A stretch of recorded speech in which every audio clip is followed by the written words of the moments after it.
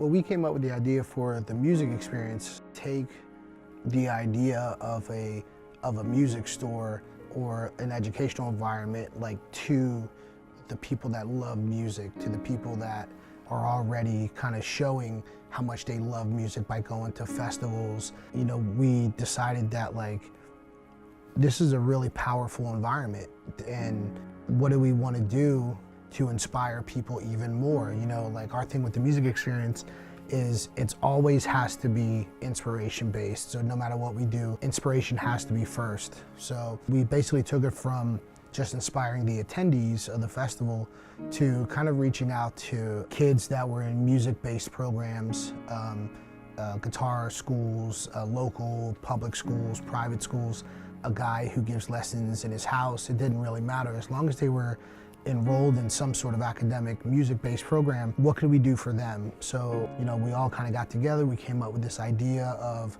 well, let's kind of give it to the students, kind of something super intimate. So we came up with the idea of, like, well, let's let them in an hour early so they don't have to compete with the thousands and thousands and thousands of attendees. Let's have them come in early and interact with the manufacturers, kind of like one-on-one, you know, like let the kids talk to the people from ESP or from Fender or from Yamaha or from these companies. Let's do something pretty intimate. So once we tried it, it seemed like everybody got a lot out of it, and then we've just tried to really kind of expand doing it. So we started bringing in artists to talk to the kids, and then we started bringing in personalities, radio personalities, TV personalities, to come in and talk to the kids. And then it's just kind of snowballed where everybody now comes to talk to them. People really can't wait to talk to kids, you know, because it's amazing that you know, even the artists and everybody involved, you know, they look at these kids, or these are going to be the kids that are on the stage, you know, in 10 years or 5 years. So, you know, it's kind of cliche, but, like, you know, these artists and everybody knows that these kids are truly the future.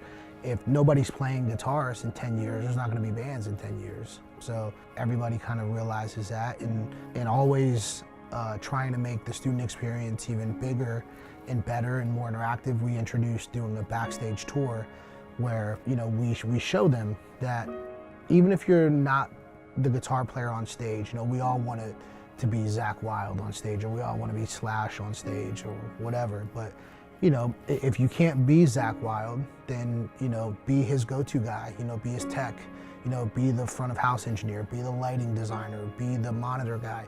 You know, these are all guys that these rock stars, they count on. You know, these guys got to be the best in the business. So we take them on a backstage tour and they talk to all of these guys. So the kids can see that there's an entire ecosystem that happens at a festival. You know, there's hundreds of jobs that you can do to be in this music business. And it's really simple how that came to be with the idea of the tour of, like, what would I have loved to hear when I was 12 years old?